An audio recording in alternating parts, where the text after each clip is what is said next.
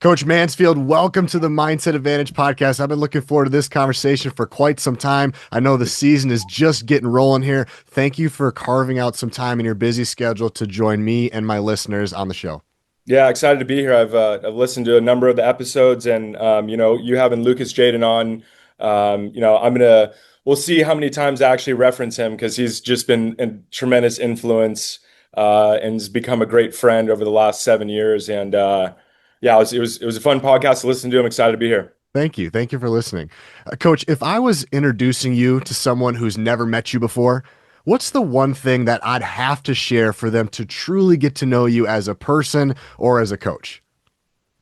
Good question. I think since we're on, a coaching leadership type podcast, I'd say that I love what I do.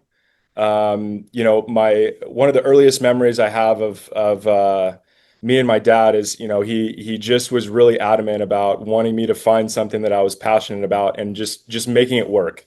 And so it kind of started there. And really grateful to have a very strong support system at home with my wife and two kids and close friends that really ground me. And and then probably finally, head coaching it's a lot of things. You gotta plan, you reflect, you delegate, you manage people. And there's some things in there that I feel like are strengths of mine, but there's a lot of things in there that I have a lot of room to grow in. And I think I'm in a place right now where that's really exciting for me, where when I was an athlete, maybe if there were some things that I didn't feel like I was very good at, I would tend to kind of shy away from that and want to focus on the things that I was good at. And I had a mindset shift about 12 years ago. There wasn't necessarily one thing that happened, but it's been really freeing. And so anytime I can have conversations with people where I can learn from them or grow myself as a person, as a coach, it's really exciting for me. I'm super curious and love having conversations like this and love tackling the things that maybe I'm not great at. Yeah, I'm curious to go back to that mindset shift. That's intriguing to me. What you said nothing happened, but what was it? What was life like before that, and how did things change? Yeah, I played volleyball in college. I played professionally, both indoor and on the beach. Trained with our national team for a couple years,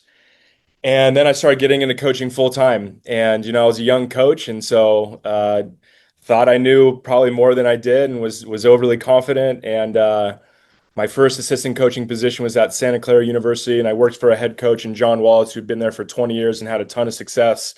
And he gave me a ton of autonomy. And with that came a lot of things that worked and came a lot of things that didn't. And I cared a lot about the program and wanted to, do well for him and do well for me and do well for the players. And I really just started to dive into the things that weren't working. And that was really exciting for me. And then reading the book Mindset by Carol Dweck was a big shift and change for me. I mean, there are so many things in that book that I got to actually reflect on, whether it was in the classroom or as an athlete, of just how important the mental part of learning is, not just in sport. And I really like research. I like science too. And there was a ton of stuff in that book where it wasn't just anecdotal. It was actually pretty research driven with good stories. And so I'd say it was probably a combination of those two things. And then I also saw the value and the benefit of when you're not good at something, actually going towards it and taking on the challenge instead of running away from it. And as simple as it sounds, we all know that's a really, really hard thing to do, especially when it was a new position for me and I'm trying to press my other assistant coach and my boss and all those things. And I really just stopped worrying about that after the first year and was just like, man, I got a lot of work to do. And but I'm all in, and I'm all in on this coaching thing. And John has been a great mentor for me. He's a great friend of mine now. And so I was really lucky to work for someone who was successful for 20 years and had the humility to bring in a young guy like me who had little experience coaching, a lot of experience playing, and basically kind of gave me the reins to a lot of really important things. And so I learned by doing and I learned by failing. And like I said, there were some things that worked and a lot of things that didn't. And it was a really fun process for me to kind of go through that in my infancy as getting into coaching. How do you bring that environment to your team? How do you create a culture so you are very invested in the mental game? You like to learn and research and read mindset and do all these things. How do you extend that other than being the role model and modeling it, which I'm sure is a huge part of it? What Uh, other ways, coach, do you set up an environment where the student athletes kind of follow through in that same sort of motto? Yeah, I think you nailed it with the word modeling it. I've seen, and I'm sure you've talked to a lot of coaches where, they will be very philosophical about how they think their players should behave and respond, and maybe they don't do the best job of modeling it. I think modeling is the most powerful influence that you can have on your team as far as strategies to get them to either change their behavior or, behave in a way that's reflective of group values. Um, some things that we've done here and even at my last stop at LMU is, we are a very curious staff and we ask a lot of questions. And it's not just, in an office, how are you doing or what do you see here? There's a lot of motivational interviewing techniques and tactics that we use, a lot of guided discovery things. But I think what happens when you ask a lot of questions to your players is you get insight on their level of awareness. So if they perform a skill, you say, "Hey, what did you see there? What did you feel there?" Um, so that's the first thing is you can see if they are they actually aware of what their experience was like in just executing that skill or whatever it is. And then there's this sense of like empowerment, like, wow, the coach is actually asking me what I think, how I feel, what I like about a drill, what I don't like about a drill.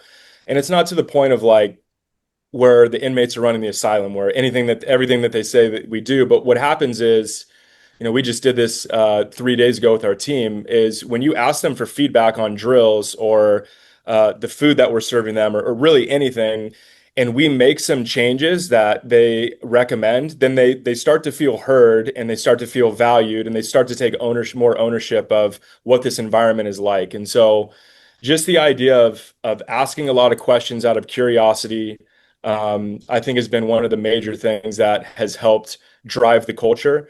Hierarchies exist no matter where you go. Freshmen are freshmen, seniors are seniors. But one of the things that we've really tried hard to establish here is that everybody matters, and we don't have captains on our team. I haven't had captains for 6 or 7 years, which I'm not saying everybody should do that, but I do think it's unique. That we view leadership as a skill that everybody can develop, and that leadership looks different for different people. I think when you have players vote on captains, what you usually see is you usually see them vote for either the oldest person or the most skilled, or Most what we say popular. is like people with like the most social capital, Right.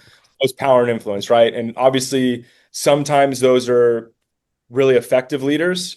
Um, but sometimes they're not. And so, what we want to try to do is we want to try to empower everyone to develop their own kind of leadership style and leadership skills. Because again, some of the best leaders we have in our gym right now, they don't say much, but they show up every single day and they work their butt off, and that's a really important form of leadership, is leading by example. And so, I think when people traditionally think about leaders, they think about characteristics like, can you speak in front of a group? Are you charismatic? And things like that. And I think that's a form of leadership for sure. I think those are more like personality traits than they are behavioral traits. And so, for us, I think one of the reasons why our culture is strong right now, and it's always evolving, but I'm very confident that all of our players feel really valued. And I've also always just kind of felt weird about picking three people and talking about leadership just with them when I think it's a skill that actually can be developed through everybody. And it does take a lot of intentional time. And that's kind of not the cost, but that's the investment that we have to give, and we do give our players to it, because it takes a lot of conversations and a lot of getting to know them, and helping them identify the things that they already do that actually are reflective of good leadership, and then some areas of improvement that they can have that would bring out the best in their teammates. And again, we view that as a skill. And so I also think the last thing on leadership is like, I think leadership's really nebulous. Like it's like this like thing that floats out there. There's thousands and thousands of books on it. And so I think one of the things that's important that with these words like mental toughness or leadership is really coming to the understanding of like a definition, and not to oversimplify it, but like the way that we view leadership is your ability to make those around you better and more productive. Like just as simply put as that. And I think the key word in there, because I'm pretty particular about language is like the ability to. And it's not just something that you're born with. And so there's a lot of different ways that you can make people around you better and more productive. There's a lot of different strategies you can use. And so we want to help our players as much as possible identify what those are so they can be good teammates. And then we got 17 players on our team. If you got 17 empowered female athletes rowing all in the same direction, knowing their role, knowing what value they bring to the program as leaders, and how to make those around you better and more productive, I've found that to be more powerful than leaning on 3 or 4 people to put all the onus on them to make sure that the group is constantly moving in the right direction. Yeah, I like that a lot. Nick Mingione was on the podcast about a year ago. He's the head baseball coach at the University of Kentucky. And something that he taught me was this line I'll never forget, that feedback is the breakfast of champions. Mhm. Feedback is the breakfast of champions. And we explored that a little bit, coach. And what he basically said was that feedback is a gift. And one of my jobs as the head coach is to get the kids to understand that I'm not criticizing, I'm giving you a gift or an opportunity to improve on. And so he takes it to a whole nother level. After every drill, they go through, hey, what do we do well? What do we do better? It's not just after the game or after practice, after every major drill. I think that was really cool to see what it looks like to be a feedback machine at an elite level. What I Yeah. love about what you said is the ability to stay curious. If you see behind me, that's the poster. That's kind of the Yeah. tagline to this Yeah. podcast. I don't know if you That's knew that or cool. not. So No, no, I'm a I huge see that. believer. I'm a huge believer in asking questions. I think in my work consulting, working with coaches, they're not asking enough questions. They're doing a lot of telling. It's Yeah. I'm gonna tell you what to do. I'm not gonna ask you what to do. And there's a Yep. lot of reasons why. Sometimes the asking, there's a power dynamic that some coaches aren't comfortable giving up because I'm asking your opinion. Some of it is it slows things down. I got to move, move, move, move. You know more than anybody else at the college level. Things move quickly. So Yeah. there are some, pros and cons or things that hold people back from doing that. If I were to kind of just double click a little further, because I think more coaches need to hear the message of asking questions. Mhm. Coach, how do you ride the line between asking questions versus being a telling coach and also keeping your dynamic as the leader of this entire program? Yeah. I mean, so a couple things come to mind. I think that there's a science to coaching, and I think that there's an art to coaching. Ah, And I toggle back and forth between that. I view it as kind of like a spectrum, right? And I think the answers to a lot of questions out there are like somewhere in the middle and maybe leaning more towards art or more towards science. And so the reason why I say that is I think with this traditional idea of coaching that has been the case for as long as I can remember is that the coach is supposed to be like this keeper of knowledge that provides all of the solutions and all of the answers to their athletes. And what I've found is I actually flip the model on its head a little bit, and I actually want to be the provider of like problems and challenges, and then teach my players how to have autonomy and develop skills like problem solving on their own and with others on how to take on that challenge.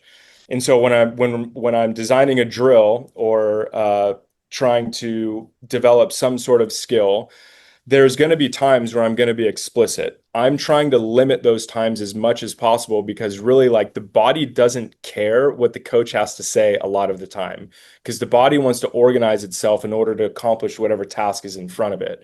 So what I've tried to do over the last couple of years is design an environment. So for example, women's volleyball is played on a net height that is lower than a men's net height. And so spiking on a net that's higher is more challenging. And that provides a challenge without the coach even saying anything. So you can change the environment to make it more challenging.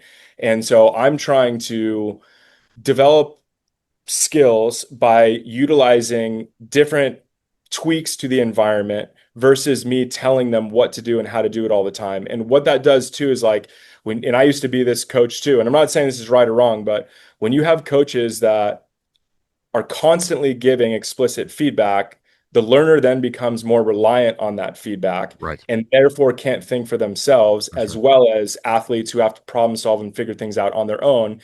And we also have to keep in mind, especially from a volleyball standpoint, during matches, we're not able to give them feedback on every single rep, nor would we anyway, because we don't think that that's healthy.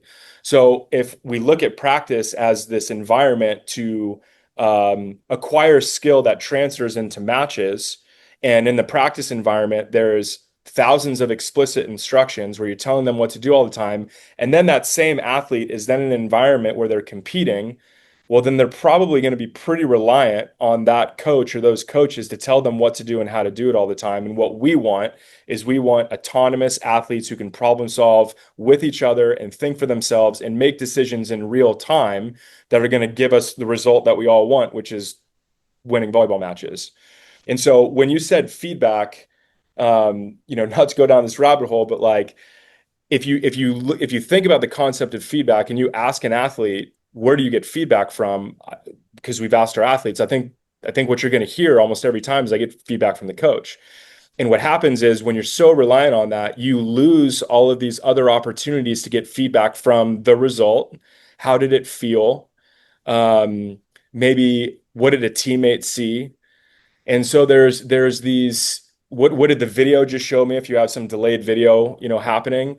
And so what happens when a coach gives explicit feedback is that the athlete just continuously kind of looks for it. And I just don't think that in our environment is healthy. Again, from a developmental standpoint as well, because maybe they're good at it in practice because you're telling them what to do and how to do it, but they have to be able to operate on their own because that's the reality of playing in a match. Yeah. If we were to take it one step deeper, coach, I'm a big believer in the power of questions. What do you Mhm. think's the most powerful question you've asked yourself as a coach? And what do you think's the most powerful question you've asked your team during your tenure coaching? I think, as far as myself, I'd say my first year as a head coach was in 2017. And I mean, man, you can think you're ready to be a head coach, but like, once you're in that seat, it's different for sure. And I felt like at the time that I was ready and I was prepared to take on whatever was going to be thrown at me. Not that I was going to be good at it, but I just felt ready. And in my first year, it was overwhelming. I mean, just there was just so much. And what I asked myself, it was, what are some things that can anchor me and that can be my North Star, whatever analogy we want to use, to where when things get hard or I've got decisions to make, what can I use as a barometer or something to come back to that can help me make all of these decisions that I have to make on a daily basis, for as small as they are, of, how many practice shirts are we ordering, to which setter do we offer in this class, and which one do we like more and why. And so there's a thousand decisions to be made every single day. And as I really was just like, man, I need some help. And that's the first year I worked with Lucas, and he said, hey, let's sit down and let's talk about, what's the vision of the program and what are the values and kind of that whole exercise. And what I came to, and I still use this as an anchor to this day, is, the first thing that I want to do is I want to build trust. That's like the most important thing, is building trust with my coaches, my athletes, most importantly, and being really clear on how you do that, because that again is nebulous. How do you build trust with people? And just this idea of showing care for them as people, first and foremost. The second thing is credibility. So are you credible? Have you watched film of them? Do you know them really well to where you can give them the feedback that's going to help them? And then the third thing is reliability. I mean, showing up and being consistent is something that I really pride myself on, and think is really important. When these athletes know what they're getting every single day out of a person, they feel safer. They feel like they can go for it more. They can explore more things. And then the last thing is just authentic vulnerability. Like, I have no problem standing in front of my group and being like, I messed that up. That drill didn't go great. We got to change the scoring or whatever it is. It's just kind of taking ownership and being vulnerable in front of them. Again, to the point of modeling the behavior that you want to see in your players. That's been really helpful for me. So the first thing is to build trust. The second thing is to engage in the science and get creative with the art of coaching. Mhm. And I say engage with the science because I don't think you want to read something and then just be like, I'm just going to do this. But I think engaging in the science of whether it's how the brain works or motor learning, ecological dynamics, information processing, there's so much research out there now, as we know, and engaging with that science, I think, is really important. And then the art comes more in my mind of like, how do you apply it? Like the application of what you know, and really communication, I think, is an art in itself. And sure, there's books on it. Again, motivational interviewing and eye contact and question asking, like there's some good strategies there that I think are really important, but how you implement it and the art of it is got to be authentic to who you are, right? I And then love. Yeah, go ahead. the last thing is develop leaders. Like those three things are big for me. So building trust, engaging with the science, and getting creative with the art, and developing leaders. And that question that I asked myself of needing and wanting an anchor to come back to, ever since I established those three things, usually when I'm lost, the answer lies somewhere in there somehow, and maybe it's confirmation bias where I'm fishing and I find something, but that was a really important point for me, and one of the 1,000 helpful exercises that Lucas had me do. But it's something that I did 7 years ago, and it's on my whiteboard right here. And so it really has helped anchor me. And then as far as a question that I've asked the team, Before we I, go to that, coach, I, yeah, I I would love yeah, to hear it. I love the idea of an anchor. I like the mental yeah, imagery, the piece of that, like it's coming. You said in the very opening statement that your family and you have people around you that keep you grounded. I yeah, think as coaches, especially at the college level, it's really easy to float with the wind or be in the water, and like 10 minutes later, I'm drifted way down. And so it's yeah, finding something to keep you grounded. I love those two words, grounded and anchored. I would yeah. love to hear, is there a story or a time in your life, coach, where you had to find that anchor and you got a little bit drifted down into the waters, and you got it off the tracks, if you will? When was a time that happened, and how did you get yourself back to anchored and grounded to where you needed to be? Yeah, that's a good question. The first season that I had here at OU, um, we had 7 players on the team. And just to put into context, we have 17 now, and usually a volleyball team is 17 to 22, and you need 6 people on the court to play. So having 7 players here was how we started, and it was really challenging. And we started to get more players and more players, obviously, because we needed to field a team. And I got really bogged down by the style of volleyball that we wanted to play, because we do play a very progressive and unique style of volleyball here, that I think creates a competitive advantage. And it takes about a year for the players to get used to it. What was happening is I got so obsessed with that because in order for us to be competitive, I knew with the players that we had, we were going to have to play differently and teach a lot. And I love teaching, but what I lost track of was the relationship piece my first year. And I remember driving to practice with my assistant coach, and I just flat out said, this is the first time in years where I just don't feel like going to practice.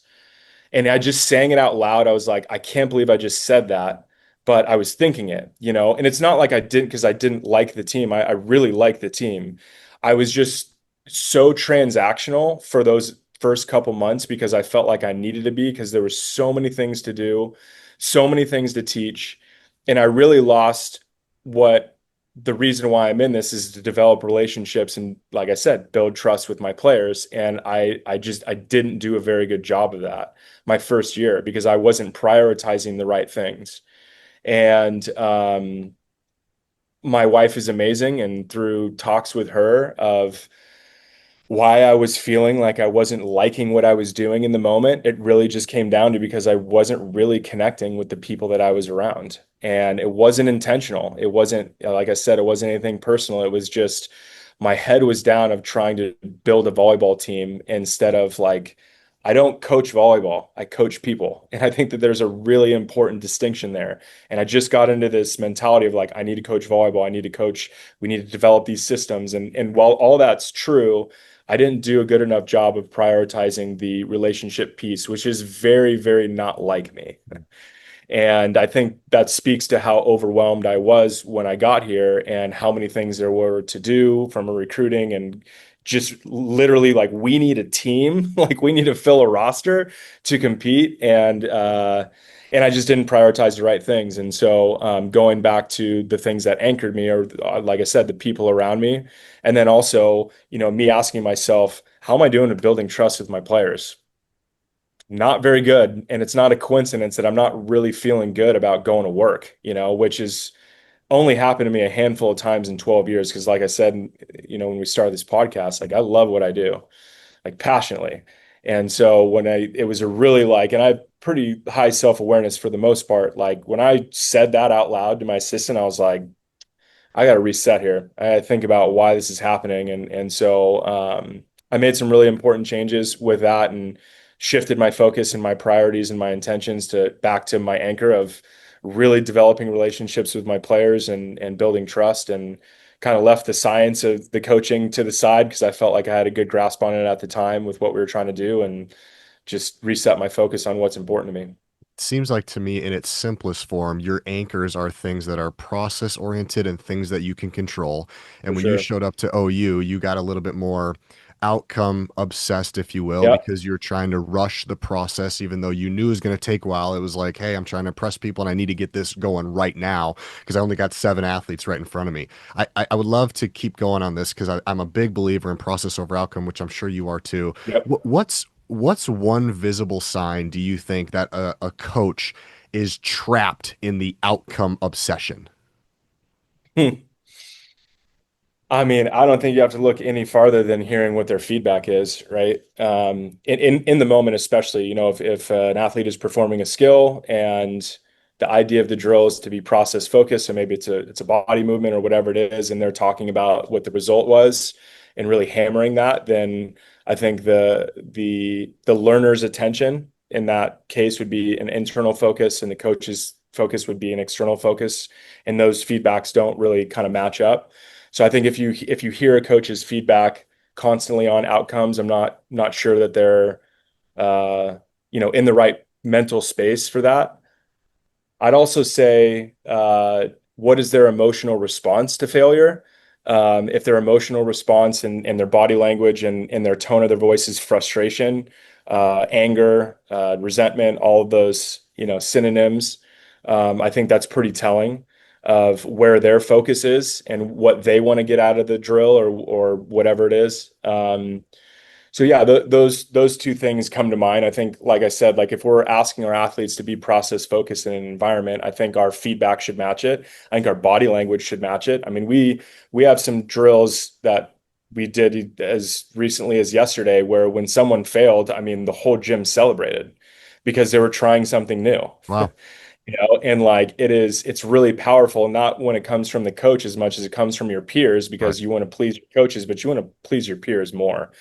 And man, like, missed serves are a really big thing in volleyball. Like it drives fans nuts. People who don't really understand the game, they're like, why don't you just serve the ball in the court? And it's like, because if you just serve the ball in the court easy, it's going to be shoved down your throat and you're not going to win the point. And so it's this duality of like, you got to serve the ball tough, but you got to serve it in. And so we've got some servers who are really aggressive and they're going to miss a lot. But the last thing that we want them is back on the service line, about to hit an aggressive serve, thinking or feeling like, I hope I don't miss this.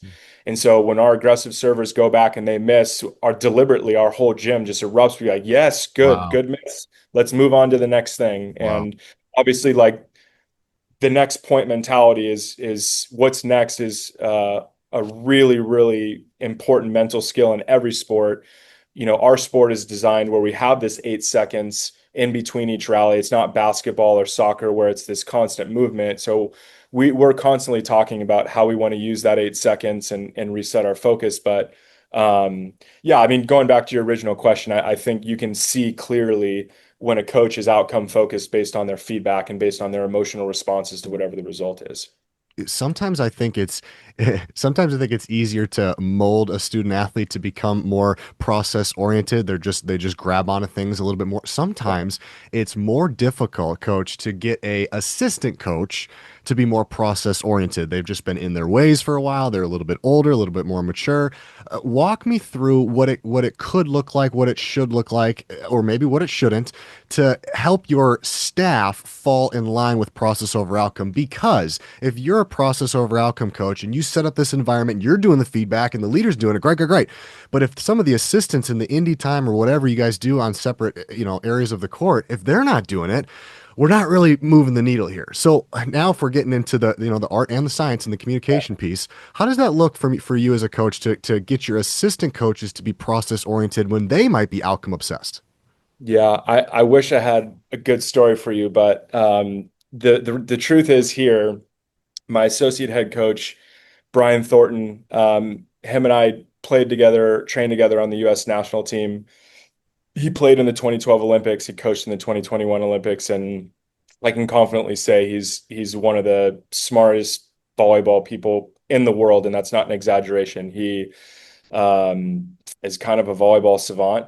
And one of the reasons for it is because he is very, very process oriented. And I've known him for so long. We've been coaching together now for 5 years. And I'd say we have similar personalities, and then there's some differences too. But the way that we view skill development and how we want to build this culture, it couldn't be more in line.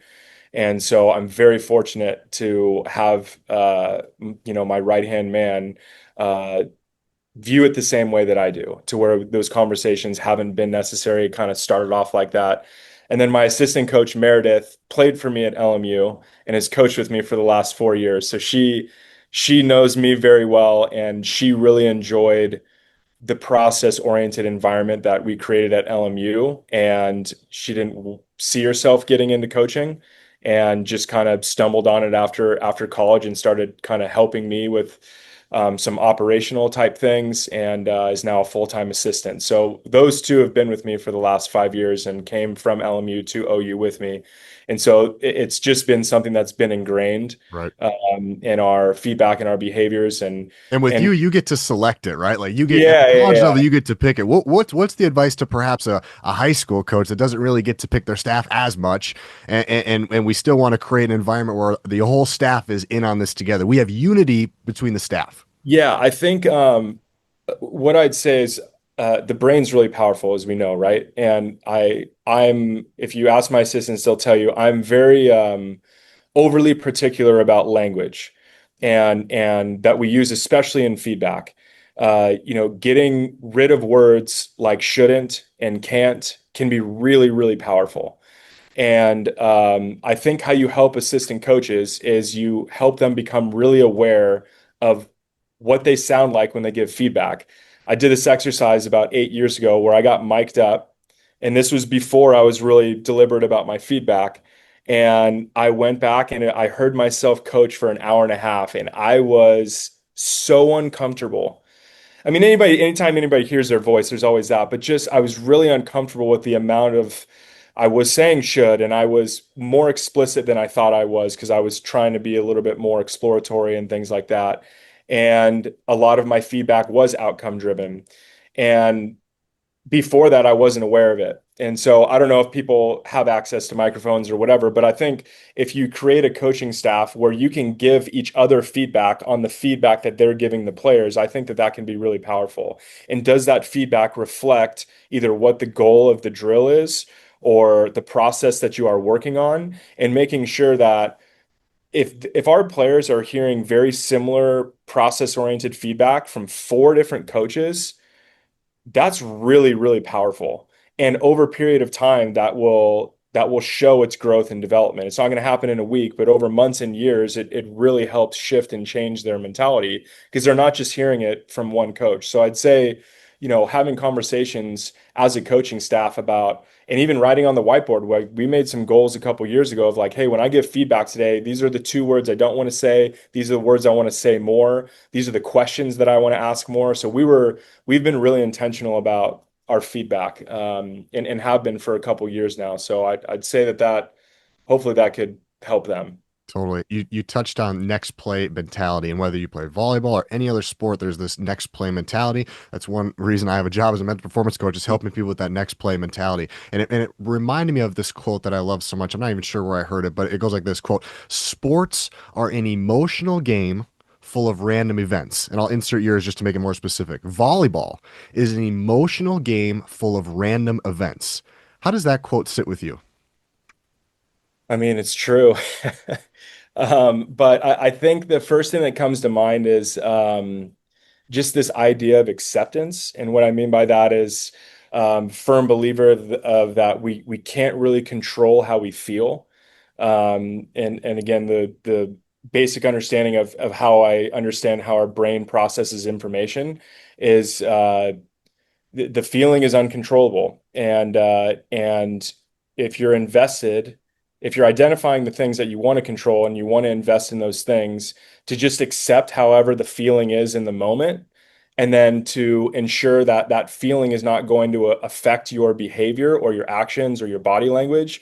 I think that that split second in that period of time is kind of everything.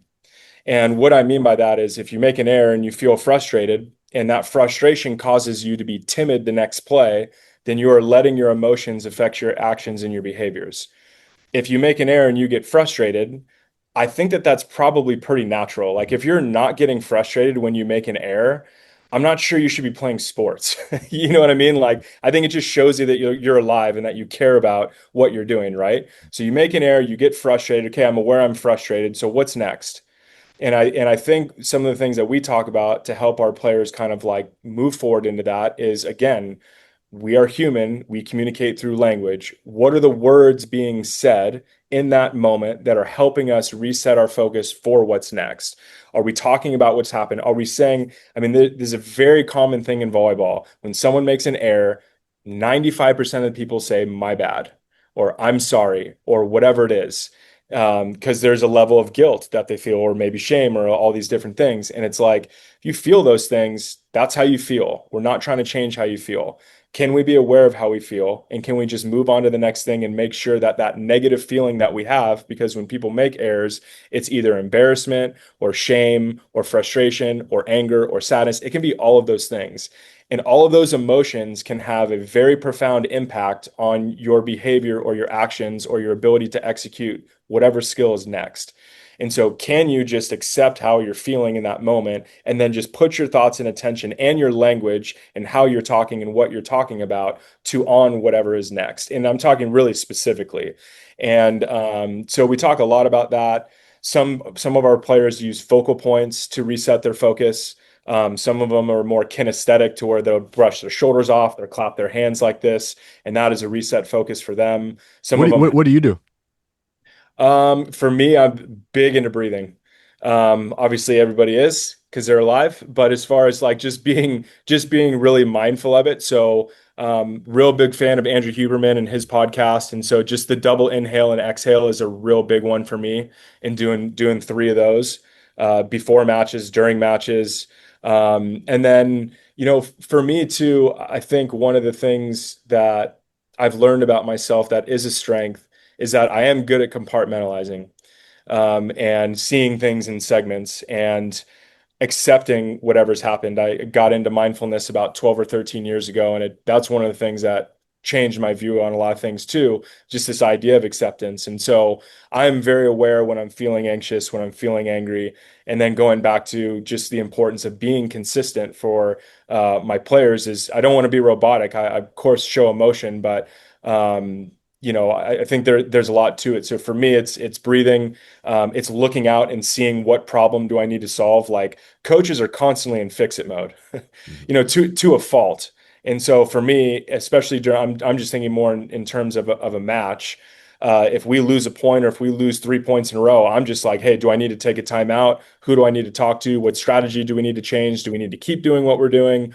Talking to my assistant coaches. So I'm just constantly like I said, to a fault, just looking forward, especially during matches. But the breathing part really grounds me, and just looking out there and scanning and being like, what do I need to be looking at? How can I help? What's next?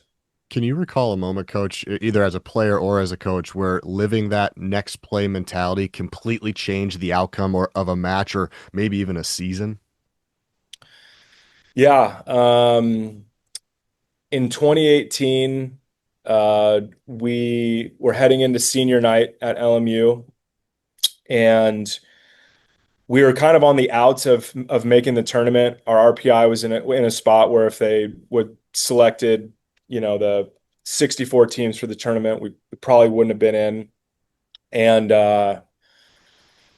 and we were playing the number one team in the country on senior night and BYU. And it was a really interesting experience for me because I felt like our season was going to be over. Lose that match, you're definitely out. They were far and away the best team in the conference, and again, ranked number one in the country. And there was this feeling in the locker room that, we needed to change our game plan and we needed to do something different because it was the number one team in the country. And again, we were playing a little bit different style of volleyball there. And I was starting to hear some questions in the locker room that I had not heard all season long. And it was very skeptical about some of the game plan stuff that we had in place. And a lot of it was more of just our systems. And the message from us was just like, look, this is all we know, and we have worked so hard for 4 months to develop this brand of volleyball, and we're going to lean into it even more, and we're just going to go for it. And I don't know what the conversation was like in the locker room after we left, but that was an interesting moment for me because I thought that I had lost the trust of the team at that point, and we're close to making the tournament, playing the number one team in the country, and we ended up beating them in 3 straight sets. Wow. Yeah, and one of the coolest wins, probably the coolest win I've had so far as a coach. And just to hear the team talk in the locker room about how proud of themselves that they were, that they just stuck with it, was really cool. Obviously, the energy and the vibes in the locker room were electric because of it. But yeah, that was just a really cool moment, and kind of came full circle because I walked out before the match to the court, and I was like, I lost my team. Like, they do not believe they think that we got to change stuff and do a bunch of different things. And I'm like, I know that we don't. And the fact that they believed it and went out there and won that match was pretty cool. And when you go back to that environment, what do you think made that environment so special? What were some of the keys you think? Was it leadership? Was it the commitment? Was it the togetherness? I mean, a team like that to be able to take on a feat like that and have the trust. What do you think was the Yeah, biggest takeaway from that group? I think in looking back, I think there's this idea of like instant gratification, like with social media now. I think, the accessibility that we have to information, how easy it is to get what we want or find an answer to a question. Obviously, there's, chat GBT and all these things. And what ends up happening like with our brains is like if we want something right now, for the most part, it's really easy to get and you don't have to work very hard to get it. And so we get these dopamine hits, right, from just like finding answers to questions that we're curious about with very little work.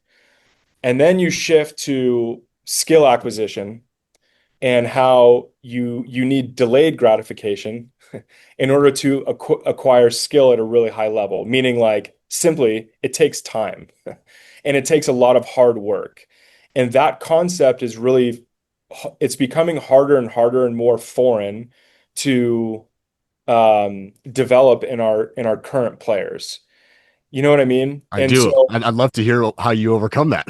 yeah, I mean, if you have any ideas there, but going back to that group, I think one of the things that have made it so special is, to use Lucas's book, chop wood, carry water, pound the stone, whatever you want to say.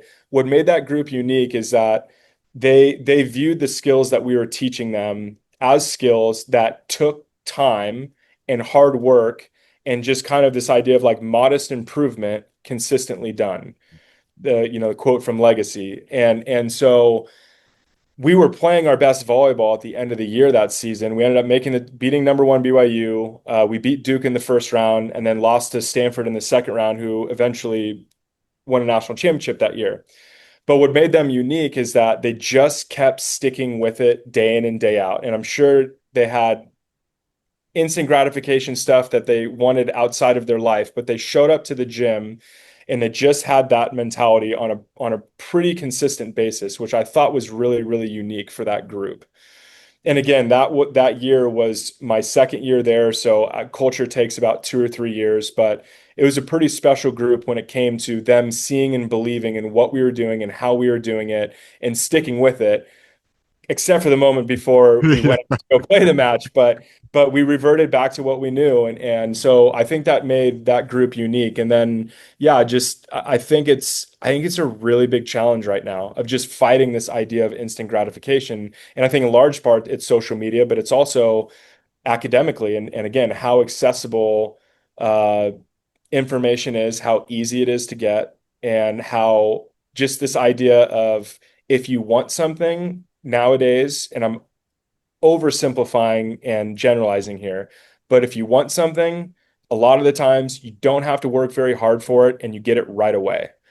And if we're teaching jump serving and passing and all of the skills in volleyball, and especially with the progressive style of volleyball that we're playing, we're talking like sometimes 6 months to 2 years in order to learn how to do something at a really proficient rate.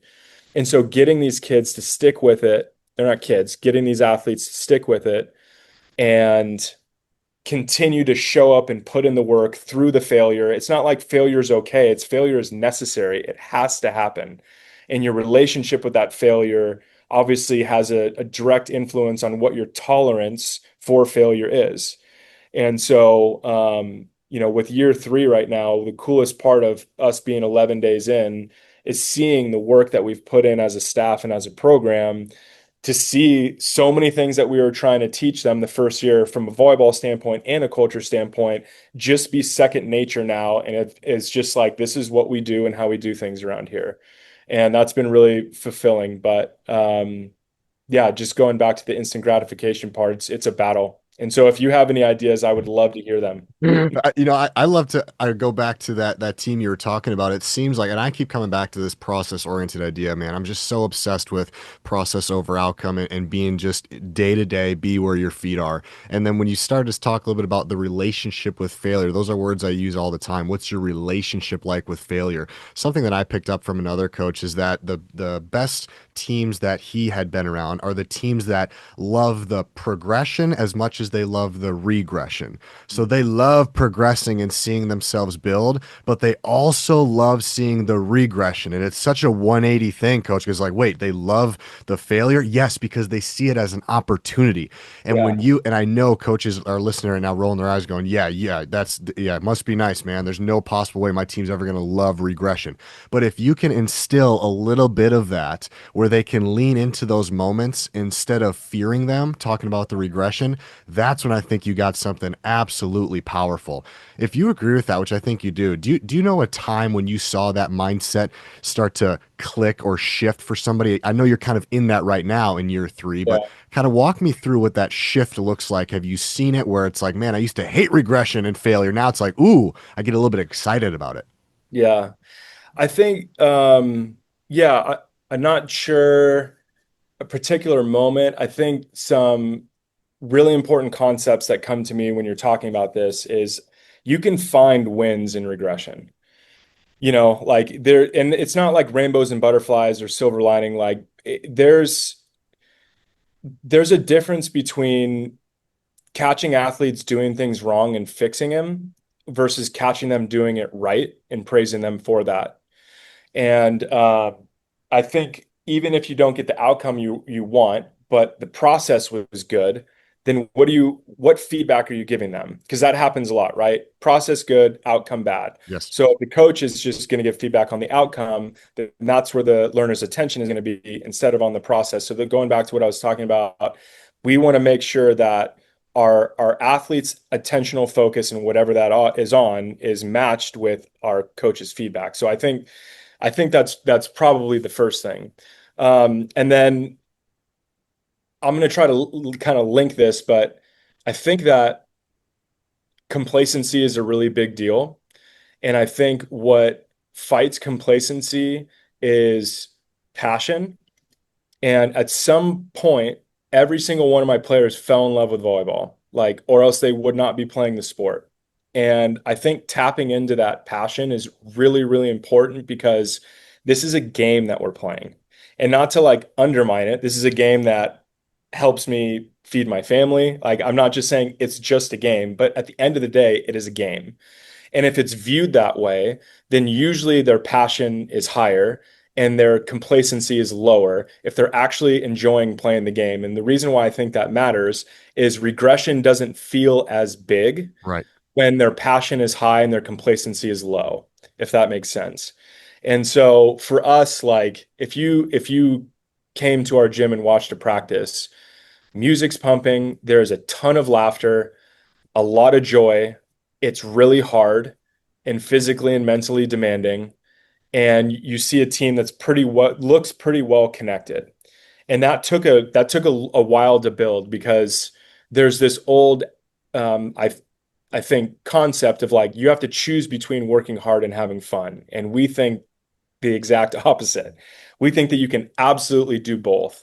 And I think when you have a team and you have players that are enjoying, for the most part, enjoying what they're doing, playing a game that they love, the regression doesn't feel as big and it doesn't feel not as important. But if your identity, and I know that's a whole separate, where is your identity? Is it wrapped up in your sport? Are you someone who plays a sport? Or, there's some really important distinctions there. But I just think that if your complacency is low and your passion's high, the regression, A, doesn't happen for as long, and B, it doesn't feel as big because there's more of an acceptance of like, this is just a part of it. This regression is a part of this process that you go through as an athlete because it doesn't just look like this. Like you want to kind of be going upwards, but there's going to be dips. This is what happens. And so yeah, I think that complacency passion kind of duality has a pretty profound effect on the impact that regression has on these players, if that makes sense. I love the simplicity of it's part of this. Yeah. Hey, what a great statement, coach. Hey, the fail that's a part of this. And just a Yeah. reminder of like, oh yeah, like I could just Yeah, see an athlete being like, yeah, it is a part of this. And for and then sure. it kind of normalizes it and gets you to step back a little bit too, that it is a part of the journey. That's just a great, simple, I think, quote that coaches can take with them. Coach, this has been awesome. This is the Coaching Beyond the Scoreboard series, and we've done 12 of these interviews, and I always close down with the same question. The question is, what's the greatest advice you've ever received from another coach? It could be your coach, assistant coach, maybe you read a book, but from one coach to another, what's the greatest piece of advice that you've been told? And then as the follow up, how have you been using that in your coaching? Shoo. Been fortunate to be around a lot of really good coaches and good people. I'd say that the one that probably has affected me the most as a coach and actually as a father too is this distinction that there's a difference between someone giving you a hard time and someone having a hard time. Because what you see when athletes maybe roll their eyes or don't give effort as much as they usually do, you can look at it in two different ways is the point. You can be like, that person's giving me a hard time, they're rolling their eyes at me, they're not trying hard in practice, or you can view it as they're having a hard time. They're rolling their eyes because something else is going on for them, and that's an expression of it. They're showing up to practice not giving 100% effort because they're probably having a hard time with something. It could be something outside of their life. It could be their relationship with failure. It could be something really simple. It could be something that a teammate said in the locker room before practice started. Or it could be something a lot deeper. And I think that when you have kids, it's kind of the same thing. Your kids give you a hard time. They have tantrums, all the things, but really it's an expression of them having a hard time. And I think when you come at it from a lens of you see an athlete behaving in a way that maybe is not acceptable, and I'm not trying to justify it, but it's obviously happening for a reason. And if you can take yourself out of the equation of they're giving me a hard time and view it more of they are having a hard time, and then you match that with curiosity and this strong relationship that you have with them, and asking questions. Are you okay? What's going on? Hey, I noticed at practice today, you weren't going as hard. Are you good? Oh, yeah, yeah, I'm good. Everything's fine in my life. And you trust that, then you can be like, well, then what I saw today is not going to cut it. Like, we need more from you. You have more in you, whatever it is. Or, hey, what was going on today? Saw that you didn't go as hard. And then there's a solid reason behind it. And again, maybe not a justification for some coaches, but I just think that there's a huge difference between that. And ever since I've changed that mindset, it's helped me, I think, in my relationships with my kids. It's certainly helped me in my relationships with my players because, listen, like, and we all know this, everybody's got their stuff that they're battling every single day. And what ends up happening, because I coach 18 and 22-year-olds, is sometimes they have bad days and there's going to be reasons for it. And I'm not saying you accept their behavior if it's not acceptable, but what I am saying is if you care about them and you can ask them questions and you have the relationship, then I think finding out what's going on and why they're behaving that way is really powerful. And it actually solves a lot of issues, and helps them feel seen and heard more, which is something that we talked about at the beginning. So for me, I hope that makes sense, but I think that there's such an important distinction between those two things because you could just walk around and be like, well, he's giving me a hard time and she rolled her eyes and she's not doing this and now I'm frustrated and it's just like, well, how about not make it about you and make it about them and figure out what's going on? And so I just think that that's it's a small nuance, but I think it's been a really important, like I said, distinction for me and my staff. My staff has gotten really good at viewing things like that and coming from a place of curiosity and compassion versus just dropping the hammer when we don't see something we like. Yeah, I asked for the coach's advice, but man, what a mic drop piece of wisdom for leaders of every environment industry, coaches, parents, and athletes too. Because one athlete could say that about, I mean, that's just great life advice. Man, what a mic drop. That is phenomenal. I really, really enjoyed that piece. Coach, thanks for doing this. This was so much fun, man. Thanks for sticking Yeah, with me. thank you. How can my listeners best support you and your program? Yeah, I mean, always I said social media, but following on social media at OU Volleyball. I don't personally have a social media presence. It's too much for me. I got a lot of stuff going on, and I I'm not great at marketing myself or self-promoting or branding, and so it's not me or my thing, but yeah, follow us on social media. We have a lot of matches on the SEC network this year and the ESPN Plus. So if anybody can and wants to watch our team play, we'd love the support. And we've got a really fun group and a group that I think is going to compete at a really high level. We beat Texas for the first time in 10 years last year after having 7 players on our team the year before. So we feel like we're trending in a really good direction. Super grateful to be here and really grateful to have this chat with you. I really appreciate you having me on and yeah, enjoy your podcast a lot. So keep pumping out those episodes. Thanks so much. Close it down with one fill in the blank, one sentence.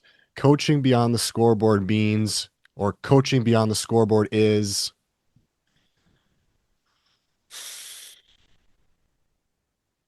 Building trust with those around you. perfect. Coach, thanks for your time. Have a good one.